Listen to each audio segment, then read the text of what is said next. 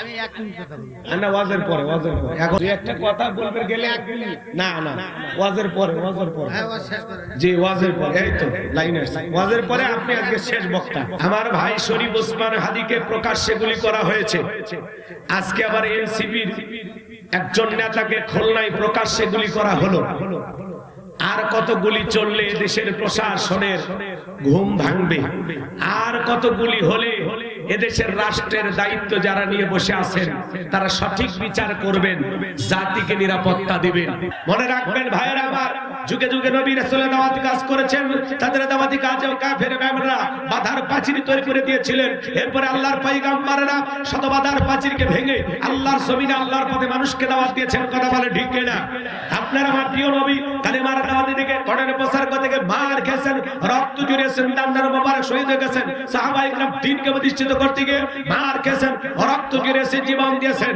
ও বাংলার মুসলমান 1952 সালে এদেশের মানুষ যদি ভাষার জন্য জীবন দিতে পারেন 1971 সালে আপনারা আমার পূর্বপুরুষেরা এদেশের মাটির জন্য এদেশের স্বাধীনতার জন্য যদি জীবন দিতে পারেন রক্ত দিতে পারেন 2024 সালে স্বৈরাচার জালেমকে বিদায় করে দেওয়ার জন্য এদেশের 2000 বেশি মানুষ যদি রক্ত দিতে পারেন জীবন দিতে পারেন প্রয়োজন যদি হয় আল্লাহর এই জমিনে আল্লাহর দ্বীনকে প্রতিষ্ঠিত করার জন্য যদি কখনো ডাক আসে বিবির কাছ থেকে বিদায় নেন সন্তানদের কাছ থেকে বিদায় নেন মাথায় কাফনের কাপড় বেঁধে আল্লাহর এই জমিনে আল্লাহর দ্বীনকে প্রতিষ্ঠিত করার জন্য কোরআনের সমাজ ব্যবস্থা কায়েম করার জন্য নবীদের মতো সাহাবায়ে کرامদের মতো বুকের তাজা রক্ত দিতে হয় কোরআনের জন্য দ্বীনের জন্য ইসলামের জন্য কোরআনের রাজ কায়েম করার জন্য কারা কারা বুকের তাজা রক্ত দিতে রাজি দুই হাত তুলে লাগে দেখা দুই হাত তুলে লাগে দেখা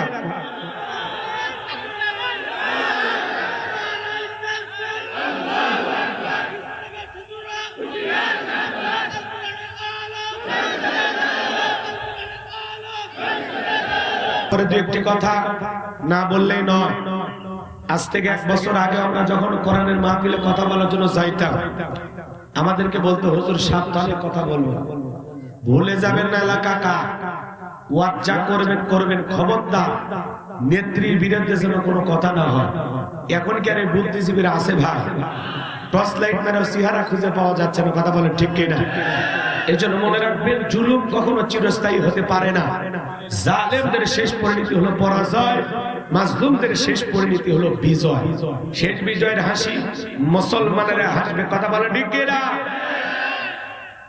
অনেকে বলে হুজুর ওয়াজ যা করবেন খবরদার রাজনীতির কোনো কথা বলবেন না আচ্ছা বলেন তো বাজান আমার বাড়ি কোন জেলা গাইবান্ধা গরিব এলাকায় বাড়ি তো এজন্য আমার জেলার নামটা নিতে আপনাদের কষ্ট হচ্ছে একটু জোরে বলেন আমার বাড়ি কোথায় গাইবান্ধায় আমি আসছি কোন জেলা লালমনিরহাটে গাইবান্ধা থেকে লালমনিরহাটে এসে রাজনীতি করে আমার কোনো লাভ আছে আগামী নির্বাচনে এলাকার মহিলা মেম্বার পদে দাঁড়ানোর কোনো চান্স আছে তাহলে আমি কেন এখানে রাজনীতি করব যদি করাই লাগে নিজের এলাকায় বান্ধাই করব কথা বলেন ঠিক কিনা এজন্য আপনি টেনশন মুক্ত থাকবেন আমি বাংলাদেশের রাজনীতি কোনো দলের বক্তা না আমি রাজনীতি কোনো বক্তব্য দেব না I will not say political word because I am not a leader of any political party কারণ এখানে সব দলের লোক আছে না নাই এখানে বসে আছেন বিএনপি আওয়ামী লীগ জাতীয় পার্টি ইসলাম জাসদ বাসদ চরমনে আশিদ আলমগীর ফরফরা হাটাজার ওলামা নিজামাত তাবলীগ পাবলিক ওলামা লীগ গণতন্ত্র গণফোরাম সুসমাজ বিপ্লবীদের এলজিবি মিডিয়া নাগরিক শক্তি ভিপিল সোসাইটি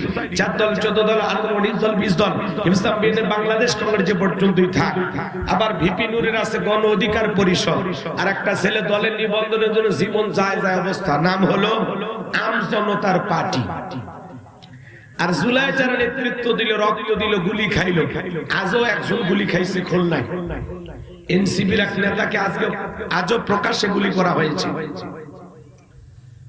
বর্তমানে রাষ্ট্রের নিরাপত্তা নেই আমাদের বাংলাদেশে বর্তমান মানুষের কোনো নিরাপত্তা নাই মনে রাখবেন এই সমাজের প্রশাসন বলেন আর যারাই রাষ্ট্রের দায়িত্ব নিয়েছেন তারা যে ব্যর্থ এটা প্রমাণিত কথা বলেন ঠিক কিনা আমার ভাই শরীফ ওসমান হাদিকে প্রকাশ্যে গুলি করা হয়েছে আজকে আবার এনসিপির একজন নেতাকে খুলনায় প্রকাশ্যে গুলি করা হলো আর কত গুলি চললে দেশের প্রশাসনের ঘুম ভাঙবে আর কত গুলি হলে এদেশের রাষ্ট্রের দায়িত্ব যারা নিয়ে বসে আছেন তারা সঠিক বিচার করবেন, জাতিকে নিরাপত্তা দিবেন। মনে হয় লক্ষ লক্ষ মানুষ মারা গেলেও এদের ঘুম ভাঙবে না, কথা বলেন ঠিক কিনা? যারা এই দায়িত্ব নিয়ে আছেন আর যারা এদেশের প্রশাসনের দায়িত্ব পালন করতেছেন, মনে হয় রাষ্ট্রটা এখন নরভরে হয়ে গেছে, কেউ আর দায়িত্ব পালন করতে চাচ্ছে না। যার যা ইচ্ছা তাই করবে, চোখ আছে দেখবেন, কান আছে শুনবেন, যেদিন গুলি আসবে আস্তে করে খাবেন আর মারা যাবেন। আপনার বিচারও হবে কিনা, আপনার খুনিকে শাস্তি দেওয়া হবে কিনা, এটাও নিশ্চিত করে বলা যাবে না। এমন একটি সমাজে বসবাস করতেছি, কথা বলেন ঠিক কিনা? এই এনসিপি এর একটা নেতৃত্ব দিয়ে দল গঠন করছে, নাম দিয়েছে এনসিপি, মার্কা হলো শাপলার কলি। এদের চিন্তা ভাবনা আপাতত কলি পাইছি, ভবিষ্যতে এই কলি ফুল হয়ে ফুটবে। এত দলীয় লোক সেখানে আমি কি বোকা দলীয় আলোচনা করব? আমি যদি একটি দলের আলোচনা করি আর একটা দলের লোক বলবে হুজুর ওই দলের কথা কইলেন আমাদেরটাও কোন, তো সারাদিন খালি দলের ওয়াজ করতেই চলে যাবে, আপনাদের আশা আকাঙ্ক্ষা পূর্ণ হবে না, কথা বলা ঠিক না? এজন্য আজকের মাহফিলে আমি বাংলাদেশের রাজনীতি নিয়ে কোন আলোচনা করব? বলেন, বাংলাদেশের রাজনীতি নিয়ে কোন আলোচনা করব না। তবে হ্যাঁ, আমি গোলাম রব্বানী যদি কোন রাজনৈতিক বক্তব্য দেই, এই পৃথিবীর শ্রেষ্ঠ রাজনীতিবিদ, শ্রেষ্ঠ রাষ্ট্রনায়ক, শ্রেষ্ঠ রাষ্ট্রপতি, শ্রেষ্ঠ সেনাপতি, শ্রেষ্ঠ বৈজ্ঞানিক, শ্রেষ্ঠ দার্শনিক, শ্রেষ্ঠ বাবা, শ্রেষ্ঠ নানা, শ্রেষ্ঠ স্বামী, শ্রেষ্ঠ আদর্শ, শ্রেষ্ঠ মহামানব রাহমাতুল লিল আলামিনের মদিনার আদর্শের রাজনীতির কথা বলবো। আমি যদি কোন রাজনৈতিক বক্তব্য দেই, খলিফাতুল মুসলিমিন আমিরুল মুমিনিন হযরত ওমর ফারুকের আদর্শের রাজনীতির কথা বলবো। যে ওমর ফারুক আল্লাহর জমিনে আল্লাহর দ্বীনকে প্রতিষ্ঠিত করার জন্য নিজের কলিজার টুকরা ছেলেকে পর্যন্ত ছাড় দেয় না, কথা বলে ঠিক না? সেই মদিনাওয়ালার আদর্শের রাজনীতির কথা শোনার পরে আপনার যেন আবার চুলকানি আরম্ভ না হয়, কারণ কোরআন হাদিসের হক কথা সবার পেটে হজম হয়। ছোট্ট বাচ্চা অসুস্থ, বাবা ডাক্তারের কাছে নিয়ে গেছে, ডাক্তার সাহেব কিছু তিতে ট্যাবলেট দিয়েছে খাইতে, ছোট্ট বাচ্চা তিতে ওষুধ খায় না, ফেলায় দেয়, সব ফেলায় দিয়েছে। পরের দিন সকালবেলা আবার চলে গেছে ডাক্তার সাহেব, গতকালকে ট্যাবলেট দিয়েছিলেন তিতা, আমি ছেলের পিতা, বলে না ছেলের কোন কায়দায় ঔষধ খাওয়ায়, বলে উপায় একটাই আছে, লালমনিরহাটের ভালো হোটেল থেকে মিষ্টি কিনে, মিষ্টি কিনে মিষ্টি একটু ফাঁক করবে, ফাঁক করে ভিতরে ট্যাবলেট ঢুকাইয়া পূর্বের মতো মিষ্টি বানায় ছেলের সামনে খাইতে দেবেন। আশা করা যায় মিষ্টি খাওয়া হবে, ট্যাবলেটের ভিতরে চলে যাবে, আপনার সন্তানটাও সুস্থতা লাভ করবে। ডাক্তার এমন কৌশল বাবার কাছে চমৎকার মনে হলো, বাবা তাই আমল করলেন, মিষ্টির ভিতরে ট্যাবলেট দিয়া ছেলের সামনে প্লেটে বা ফ্রিজে খাইতে দিয়েছে। বাজার তুমি মিষ্টি খাও, আমি তোমার জন্য এক গ্লাস পানি নিয়ে আসি। এইবার বাবা পানি নিয়ে এসে দেখে প্লেটের মিষ্টি খাওয়া শেষ, মনে মনে কয়েকবার সুবহানাল্লাহ আলহামদুলিল্লাহ পরে জিজ্ঞাসা করে বাজার মিষ্টি খাইছো? ছেলে উত্তর দিয়ে বলে হ্যাঁ আব্বা মিষ্টি খাইছি ঠিকই, কিন্তু মিষ্টির ভিতরে যে বিসি ছিল ওইটা খাই নাই। আজকে সমাজের বাস্তবতা তাই বলে হুজুর ওয়াজ করেন, কোনো সমস্যা নাই। আমরা যখন বলি তিবিয়ান আল লিকুল্লি শাই, মানব জীবন পরিচালনা করার জন্য রান্নাঘর থেকে পার্লামেন্ট পর্যন্ত যত নিয়ম নীতি দরকার দিয়েছেন বিশ্ব সরকার, তখন এক শ্রেণীর মুসলমানের কাছে এই কোরআন হাদিসের হক কথা, এই ট্যাবলেট মার্কা আলোচনা সহ্য হয় না, কথা বলে ঠিক কিনা? মনে রাখবেন ভাইরা আমার, যুগে যুগে নবী রাসূলের দাওয়াতি কাজ করেছেন, তাদের দাওয়াতি কাজেও কাফের বেঈমানরা বাধার প্রাচীর তৈরি করে দিয়েছিলেন। এরপরে আল্লাহর পয়গম্বররা শত বাধার প্রাচীরকে ভেঙে আল্লাহর জমিনে আল্লাহর পথে মানুষকে দাওয়াত দিয়েছেন, কথা বলে ঠিক কিনা? আপনারা আমার প্রিয় নবী কালেমার দাওয়াতি দিকে কোরআনের প্রচার করতে গিয়ে মার খেয়েছেন, রক্ত ঝরিয়েছেন, দান্নার মোবারক শহীদ হয়ে গেছেন, সাহাবায়ে کرام দ্বীনকে প্রতিষ্ঠিত করতে গিয়ে মার খেয়েছেন, রক্ত ঝরিয়েছেন, জীবন দিয়েছেন।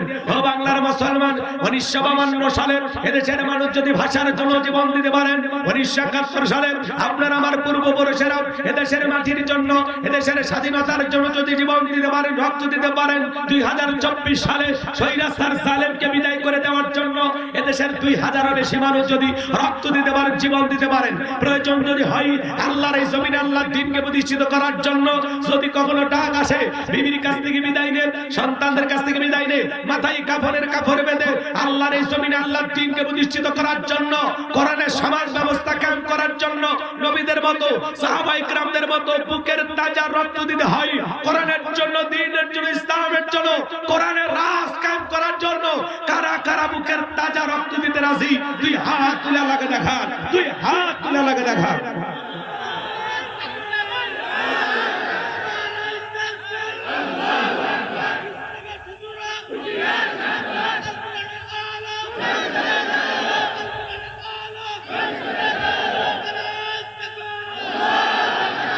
লিল্লাহি তাকবীর। হাত টান টান করে তোলেন। আমি কি হাত নামাইতে বলেছি? হাত সোজা করে। ওই যে মাঝে মাঝে হাত বেঁকা দেখা যায়। দুই হাত সোজা করার শক্তিটা, আপনি পুরুষ মানুষ, দুধ ডিম ভিটামিন ক্যালসিয়াম মাঝে মাঝে কিনে খাবেন, একেবারে দুর্বল হলে চলতে পারেন না। সোজা করেন, সোজা করেন। আমার আল্লাহ রাব্বুল আলামিন বলেন, ইন্নাল্লাহা আশতারা মিনাল মুমিনিনা আনফুসাহুম ওয়া আমওয়ালাহুম বিআন্না লাহুমুল জান্নাহ। সূরা তাওবার 111 নম্বর আয়াতে আল্লাহ রাব্বুল আলামিন জানিয়ে দিলেন, নিশ্চয়ই মুমিন বান্দাদের জান মাল আমি আল্লাহ ক্রয় করে নিয়েছি, বিনিময়ে দেব জান্নাত। বলুন সুবহানাল্লাহ। তাহলে বলেন তো বাজান, আপনার আমার জীবনের মালিক কে? এই লালমনিরহাটের কালীগঞ্জের যুবকেরা ভালো করে বলো, এই জীবনের মালিক কে? প্রেম করবার প্রেমিকাকে পার্কে নিয়ে যা ডায়লগ দিবা, এই জীবন তোমার, তুমি শুধু আমার। ওরে হাইব্রিড যুবক, এই জীবনের মালিক কে? আপনার আমার সম্পদের মালিক কে? আল্লাহর দেয়া জীবন, আল্লাহর দেয়া সম্পদ আল্লাহর পথে খরচ করতে রাজি আছেন তো মুসলমান? রাজি আছেন তো ইনশাআল্লাহ? রাজি আছেন তো ইনশাআল্লাহ?